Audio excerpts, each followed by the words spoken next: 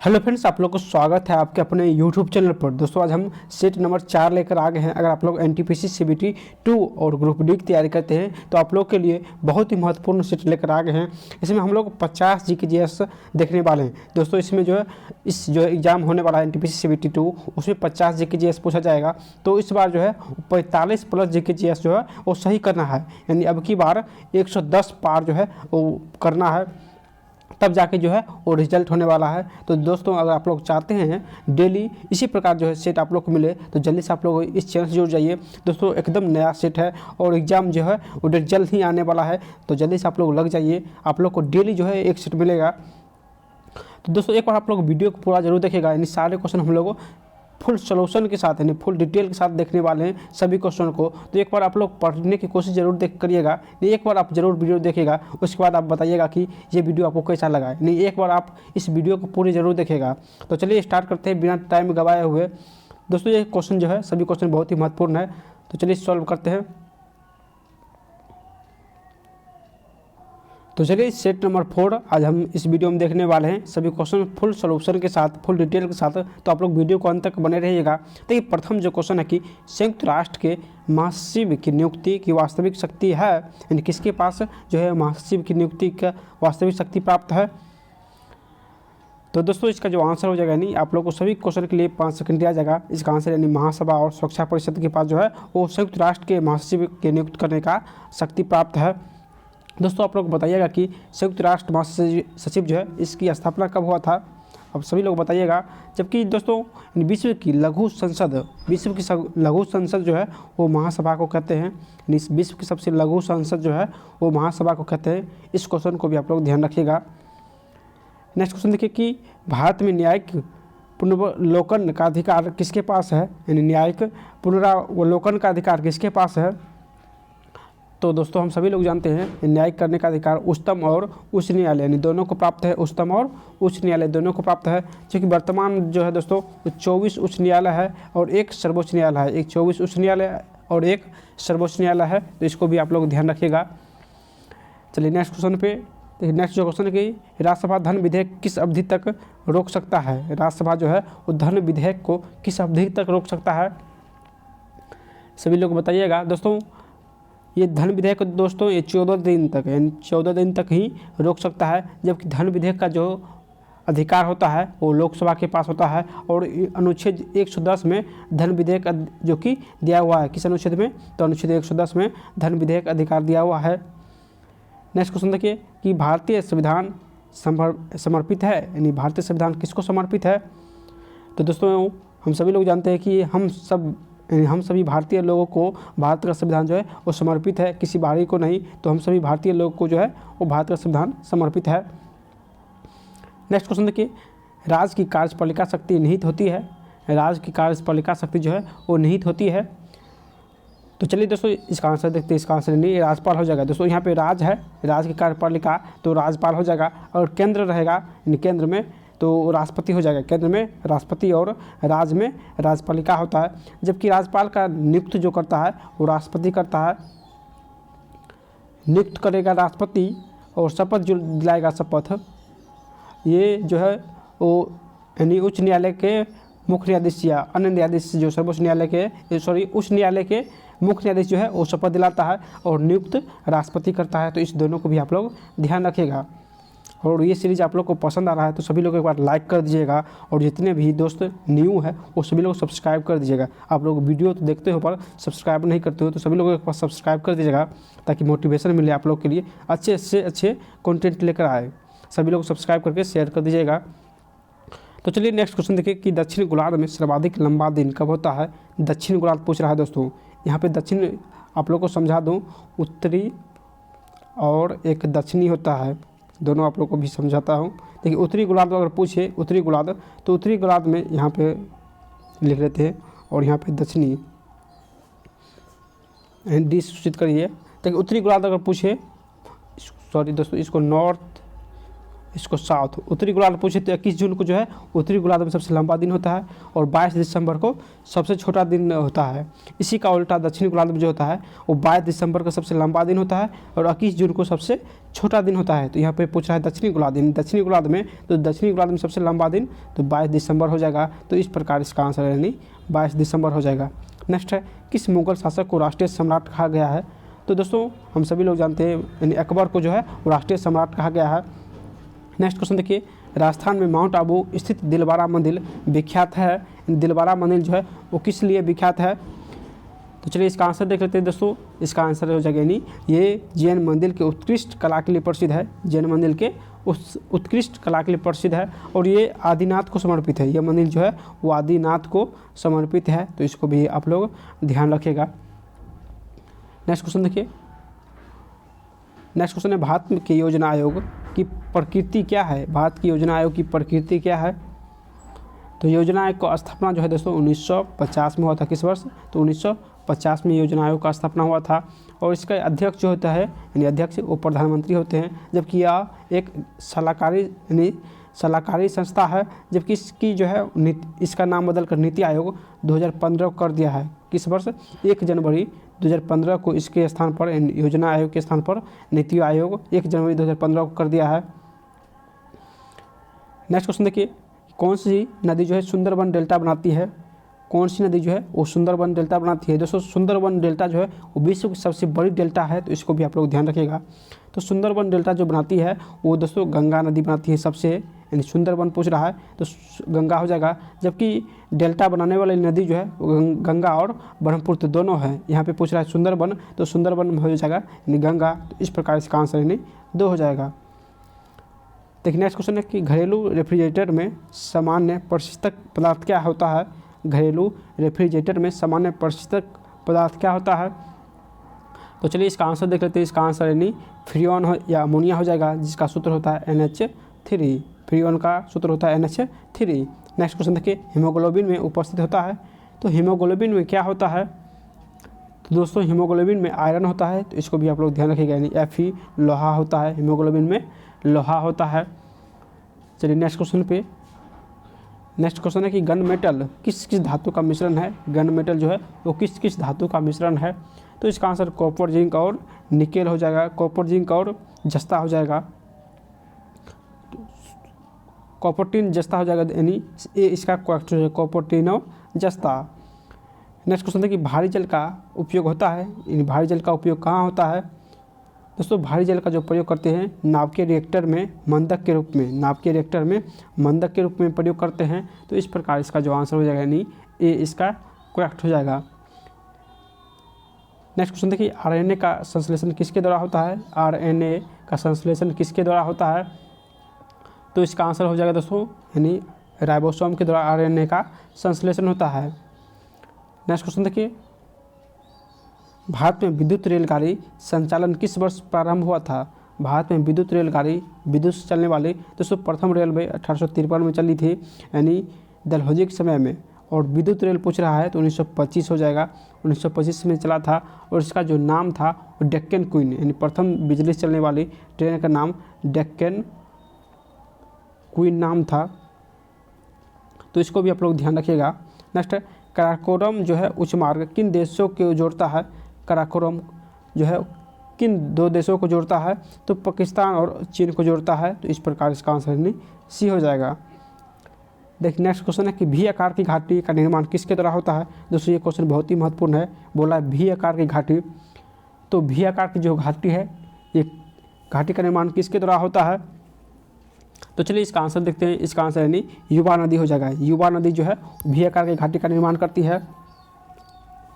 जबकि यू आकार जो है दोस्तों, यू आकार यानी भी आकार युवा नदी हो जाएगा और यू आकार प्रौढ़ नदी हो जाएगा, प्रौढ़ नदी। जबकि भी आकार की घाटी दोस्तों ये नदी द्वारा बनती है, ये नदी द्वारा बनती है। और यू आकार की घाटी जो है यानी ये जो है प्रौढ़ नदी, ये यू आकार की है और ये हिमानी नदी द्वारा बनती है। किसके द्वारा? ये हिमानी नदी द्वारा बनती है। तो इस प्रकार इसका आंसर यानी प्रौढ़ रहे तो हिमानी हो जाएगा, भी आकार रहे तो युवा नदी और ये नदी हो जाएगा। तो इस दोनों का आप लोग ध्यान रखिएगा। देखिए नेक्स्ट क्वेश्चन है कि पूर्वी घाटी और पश्चिमी घाटी का मिलन कहाँ स्थित है? पूर्वी घाटी और पश्चिमी घाटी का मिलन कहाँ स्थित है? तो आंसर नीलगिरी पहाड़ी हो जाएगा, यानी ए इसका करेक्ट हो जाएगा। नेक्स्ट क्वेश्चन देखिए, चतुर्विंशति शास्त्रीय संहिता किस महाकाव्य को कहा जाता है? तो चलिए इसका आंसर लिख लेते हैं दोस्तों। तो इसका आंसर यानी ये रामायण को कहा जाता है, जबकि दो महाकाव्य है, यानी दो महाकाव्य है, एक रामायण एक महाभारत। दोस्तों अगर आपसे पूछ लिया जाए कि पांचवें वेद के रूप में किसे मान्यता मिला हुआ है, पांचवा वेद जो है वो महाभारत को कहा जाता है। किसको? तो पांचवा वेद महाभारत को कहा जाता है, तो इसको भी आप लोग ध्यान रखिएगा, पांचवा वेद महाभारत को कहा जाता है। तो नेक्स्ट क्वेश्चन है कि पुष्यमित्र शुंग का अंतिम शासक कौन था? पुष्यमित्र शुंग का अंतिम शासक कौन था? तो चलिए इसका आंसर देख लेते हैं दोस्तों, यानी पुष्यमित्र शुंग वंश का स्थापना पुष्यमित्र शुंग ने किया था, जबकि शुंग वंश का अंतिम शासक कौन था? तो देवभूति था। कौन था? देवभूति था। तो आंसर इस प्रकार इसका आंसर यानी डी हो जाएगा। नेक्स्ट क्वेश्चन देखिए कि दिल्ली सल्तनत पर शासन करने वाली एकमात्र महिला शासिका रजिया सुल्तान किसकी पुत्री थी? रजिया सुल्तान जो है वो किसकी पुत्री थी? दोस्तों रजिया सुल्तान जो थी वो इल्तुतमिश की पुत्री थी, और इसने 1236 से 1240 तक शासन किया। तो इसको भी आप लोग ध्यान रखिएगा। और इसने अल्तुनिया से शादी किया था। रजिया सुल्तान जो महिला थी वो अल्तुनिया नामक राजा से शादी किया था। नेक्स्ट क्वेश्चन देखिए, संविधान का कौन सा भाग लोक कल्याण राज्य के विचार का उल्लेख करता है? यानी कौन सा भाग जो है वो लोक कल्याण राज्य के विचार का उल्लेख करता है? तो इसका आंसर यानी भाग 4 हो जाएगा, यानी सी इसका करेक्ट हो जाएगा। जबकि नागरिकता जो है वो भाग 2 संबंधित है, और मौलिक अधिकार भाग 3 यानी भाग 3 संबंधित है। नेक्स्ट क्वेश्चन देखिए, केंद्र और राज्य के बीच विवादों का हल किसके द्वारा यानी किसके अधिकार क्षेत्र में है? केंद्र और राज्य के बीच जो विवाद होता है उसका हल कौन निकालता है? तो इसका आंसर दोस्तों उच्चतम न्यायालय हो जाएगा। उच्चतम न्यायालय जो है केंद्र और राज्य के बीच विवादों को हल करता है। नेक्स्ट क्वेश्चन देखिए, भारत में बजट का अनुमान रिजर्व बैंक के अतिरिक्त और कौन लगाता है?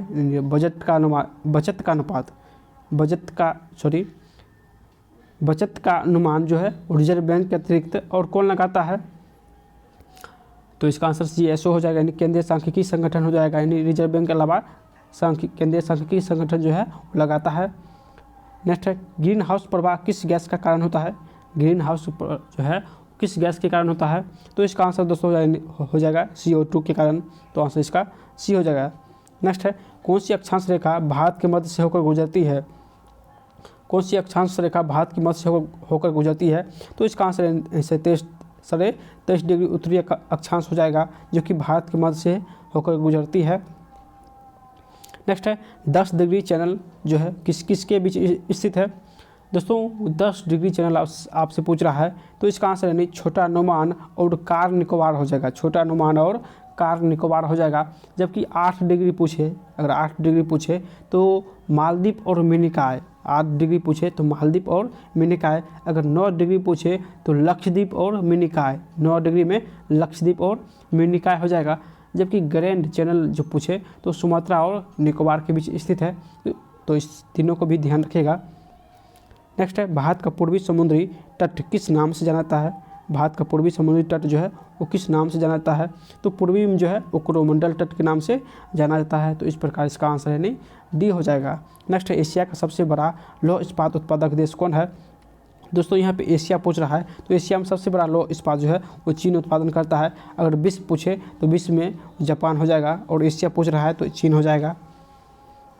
नेक्स्ट क्वेश्चन, भारत संसद में यानी भारतीय संसद में शामिल है? दोस्तों भारतीय संसद में 3 शामिल है, 3 सभा, एक लोकसभा, राज्यसभा और एक राष्ट्रपति, यानी इसमें राष्ट्रपति भी होगा। संसद जो है 3 लोकसभा, राज्यसभा और राष्ट्रपति से मिलकर बनता है। तो इस प्रकार इसका आंसर यानी सी हो जाएगा। तो नेक्स्ट क्वेश्चन है कि गुप्त शासक द्वारा जारी किए गए चांदी के सिक्के को क्या कहा गया? दोस्तों चांदी का सिक्का पूछ रहा है, तो चांदी के सिक्के को रूपक कहा गया और सोने के सिक्के को दिनार कहा गया। चांदी को रूपक और सोने को दिनार, तो यहाँ पे चांदी पूछ रहा है, तो इस प्रकार इसका आंसर यानी रूपक हो जाएगा। नेक्स्ट है, भारत में उच्चतम न्यायालय में न्यायाधीश की संख्या बढ़ाने का अधिकार किसके पास होता है? यानी उच्चतम न्यायालय में, सर्वोच्च न्यायालय में न्यायाधीश की संख्या बढ़ाने का अधिकार किसके पास जो होता है? तो इस प्रकार इसका आंसर दोस्तों हो जाएगा, यानी ये राष्ट्रपति के पास होता है। तो आंसर इसका 2 हो जाएगा, राष्ट्रपति के पास होता है। जबकि दोस्तों इसकी नियुक्ति भी राष्ट्रपति ही करता है, यानी उच्चतम न्यायालय के न्यायाधीश की नियुक्ति राष्ट्रपति ही करता है। नेक्स्ट है भारत में सचिव का पद किसके द्वारा निर्मित किया गया था, यानी सचिव का पद जो है वो किसके द्वारा निर्मित किया गया है। ये क्वेश्चन बहुत ही महत्वपूर्ण क्वेश्चन है दोस्तों। ये जो है वो भारत सरकार अधिनियम 1858 के तहत सचिव का पद जो है वो निर्मित किया गया है। इसी अधिनियम के तहत भारत का जो है कंपनी का अधिकार वो ब्रिटिश के हाथों में चला गया और भारत का शासन भी वो ब्रिटिश के हाथों में 1858 के अधिनियम के तहत ही चला गया। इसके बाद जो है वो ब्रिटिश अपना कब्जा कर लिया था और उस दिन से ब्रिटिश जो है अपना शासन चलाने लगा इसी अधिनियम के तहत। नेक्स्ट क्वेश्चन देखिए, क्वेश्चन है कि भारतीय राष्ट्रीय कांग्रेस ने किस अधिवेशन में पूर्ण स्वराज का स्वीकार कर लिया था। तो पूर्ण स्वराज का जो स्वीकार किया था ये लाहौर अधिवेशन में 1929 में पूर्ण स्वराज का जो है वो स्वीकार कर लिया था और इसके अध्यक्ष थे वो जवाहरलाल नेहरू थे। नेक्स्ट क्वेश्चन देखिए, नरम दल और गरम दल के बीच मतभेद भारतीय राष्ट्रीय कांग्रेस किस सम्मेलन में हुआ था। नरम दल और गरम दल के बीच मतभेद जो हुआ था वो किस सम्मेलन में। तो दोस्तों ये सूरत सम्मेलन जो कि 1907 में हुआ था, इसी सम्मेलन में दोनों में विवाद हुआ था और इसके अध्यक्ष थे रासबिहारी बोस। इसके अध्यक्ष थे रासबिहारी बोस। नेक्स्ट क्वेश्चन देखिए, नेक्स्ट जो क्वेश्चन है कि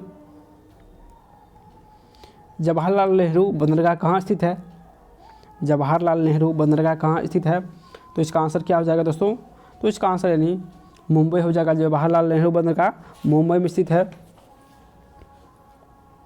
और दोस्तों अगर आपसे पूछ लिया जाए कि ज्वारिया बंदरगाह कहाँ कौन है, तो ज्वारिया बंदरगाह दोस्तों कांडला जो है ये ज्वारिया बंदरगाह है।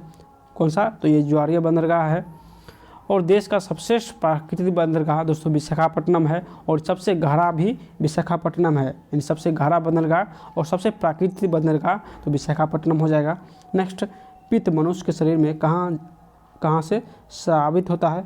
तो स्रावित कहाँ से हो जाएगा दोस्तों, तो ये यकृत स्रावित होता है, तो आंसर इसका 2 हो जाएगा यकृत। नेक्स्ट क्वेश्चन देखिए, जीव विज्ञान की दृष्टि से शरीर के सभी प्रकार के उद्दीपन का ग्रहण किस तंत्र द्वारा होता है। सभी प्रकार के उद्दीपन का ग्रहण किस तंत्र के द्वारा होता है।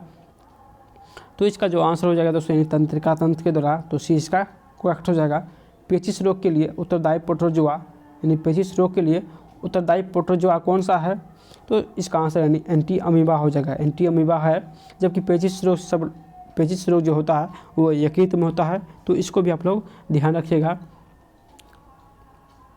सॉरी दोस्तों, पेचिश रोग ये आंत में होता है। कहाँ, पेचिश रोग जो है ये आंत में होता है। नेक्स्ट है मनुष्य, यानी मनुष्य जो है शरीर की सबसे लंबी हड्डी, मनुष्य शरीर की सबसे लंबी हड्डी कौन सी होती है। तो सबसे लंबी हड्डी जो है एक कान की होती है और सबसे छोटी हड्डी जो है सबसे लंबी हड्डी जांघ की होती है और सबसे छोटी कान की होती है। कान की स्टेपस जो है स्टेपस सबसे छोटी हड्डी है और जांघ की सबसे फीमर जो है वो जांघ की हड्डी सबसे बड़ी हड्डी होती है। तो इस दोनों को भी आप लोग ध्यान रखिएगा। ट्यूबलाइट में मुख्य रूप से कौन सी गैस भरी रहती है। तो ट्यूबलाइट में पारे का वाष्प और आर्गन गैस भरी रहती है, तो आंसर इसका 2 हो जाएगा। नेक्स्ट क्वेश्चन देखिए, the future of India politics economy and governance नामक पुस्तक के लेखक कौन है। तो इसका जो आंसर हो जाएगा दोस्तों यानी बिमल जलान हो जाएगा। नेक्स्ट है लिटिल कारपोल के नाम से कौन प्रसिद्ध है। तो सभी लोग जानते हैं लिटिल कारपोल, यानी कारपोल के नाम से नेपोलियन बोनापार्ट जो कि प्रसिद्ध है, जबकि इसका जन्म दोस्तों 1769 को दोस्तों कोर्सिका द्वीप पर हुआ था, यानी कोर्सिका द्वीप पर हुआ था इसका जन्म। और हिटलर का जन्म कब हुआ था। तो हिटलर का जन्म 1889 को हुआ था। कब, तो 1889 को, और नेपोलियन को 1769 को जन्म हुआ था। नेक्स्ट है मुगल के विरुद्ध इस्तेमाल की गई शिवाजी की युद्ध नीति थी, यानी शिवाजी जो युद्ध करता था वो नीति कौन था। तो इसका आंसर यानी छापामार युद्ध नीति था। छापामार युद्ध नीति क्या होता था दोस्तों, ये छोटे छोटे टुकड़ियों में बंटकर युद्ध करते थे, छोटे छोटे टुकड़ियों में बंटकर युद्ध करते थे, इसी को छापामार युद्ध कहते हैं। नेक्स्ट क्वेश्चन देखिए, भारतीय संविधान के किस अनुच्छेद के द्वारा अस्पृश्यता को खत्म किया गया व इसकी किसी भी रूप में होने से मना किया। तो अस्पृश्यता संबंधित है किस अनुच्छेद से। तो इसका आंसर यानी बी हो जाएगा अनुच्छेद 17 से। नेक्स्ट है लोकसभा का अध्यक्ष किसको संबोधित कर त्यागपत्र लिखकर अपना त्याग जो है वो दे सकता है। तो लोकसभा जो है वो अध्यक्ष अपना त्याग पत्र जो है वो लोकसभा उपाध्यक्ष को ही दे सकता है, यानी त्याग जो है सिर्फ लोकसभा उपाध्यक्ष को ही दे सकता है। तो इस प्रकार इसका आंसर यानी सी हो जाएगा। देखिए फिलीपींस के उष्णकटिबंधीय चक्रवात को क्या कहते हैं, यहाँ पे उष्णकटिबंधीय चक्रवात है तो फिलीपींस के उष्णकटिबंधीय चक्रवात को क्या कहते हैं, तो आंसर हो जाएगा टाइफून। बिल्ली बिल्ली जो है ये ऑस्ट्रेलिया का है, प्रभंजन जो है ये दक्षिणी अमेरिका का है, और बेगबियो जो है दोस्तों, बेगबियो ये भी फिलीपींस का है, लेकिन ये गर्म हवा है, ये जो है वो गर्म हवा है और ये भी फिलीपींस का ही है। जबकि टाइफून जो है वो उष्णकटिबंधीय चक्रवात है फिलीपींस का। नेक्स्ट क्वेश्चन देखिए, जूट के रेशे के पौधे किस भाग से प्राप्त होता है। जूट के रेशे पौधे किस भाग से प्राप्त होता है। तो जूट जो प्राप्त होता है रेशा वो किस भाग से प्राप्त होता है, तो इसका आंसर यानी तना हो जाएगा, डी इसका करेक्ट हो जाएगा, तना से प्राप्त होता है। देखिए नेक्स्ट क्वेश्चन और इस सेट का लास्ट क्वेश्चन है कि विश्व मानव अधिकार दिवस कब मनाया जाता है। विश्व मानव अधिकार दोस्तों 10 दिसंबर को मनाया जाता है, तो आंसर इसका 10 दिसंबर हो जाएगा। दोस्तों अगर आप लोग को ये वीडियो पसंद आया हो तो आप लोग बताइएगा कि ये सेट जारी रहे, और अभी तक आप लोग लाइक नहीं किए तो सभी लोग लाइक करके एक बार शेयर कर दीजिएगा। और इस वीडियो का जो हम लोग लक्ष्य रखते हैं वो 4000 लाइक का और सिर्फ 500 सब्सक्राइब का, तो आप लोग इस टारगेट को ज़रूर हिट कीजिएगा, ताकि आप लोग को डेली जो है वो सुबह 8 बजे आप लोग को मिल सके ये वीडियो, यानी सेट का वीडियो डेली मिल सके। अगर आप लोग रूब्रिक की भी तैयारी करते हैं तो शाम 8 बजे आप लोग को सुपर 30 का दोस्तों सुपर 30 का साइंस का सीरीज चल रहा है, तो एक बार वो वीडियो ज़रूर देखिएगा, जिसमें हम लोग सुपर 30 का साइंस लेकर आते हैं, जो कि सभी क्वेश्चन पूछा हुआ रहता है और आप लोग को टेस्ट देना होता है, जिसमें आप लोग को अपने अपने टेस्ट में आप लोग कितना नंबर लाएँ वो आप लोग देख सकते हैं। सभी क्वेश्चन आप लोग को पूछा हुआ ही क्वेश्चन रहेगा, तो एक बार आप लोग वो वीडियो ज़रूर देखिएगा, तब आप लोग बताइएगा कि वो वीडियो आपको कैसा लगा। और दोस्तों अगर आप लोग चाहते हैं ये सीरीज जारी रहे, सभी लोग अपनी राय कमेंट में ज़रूर दीजिएगा, ताकि अंदर से मोटिवेशन मिले आप लोग के लिए। जो भी नया बुक आए उसका सोल्यूशन सबसे पहले आप लोग को इसी चैनल पर मिलेगा। तो सभी लोग जल्दी इस चैनल को सब्सक्राइब कर लीजिए, ताकि वीडियो अपलोड हो उसका नोटिफिकेशन जो है वो आप लोग को मिल सके। तो फिर मिलते हैं नेक्स्ट वीडियो में, तब तक बाय।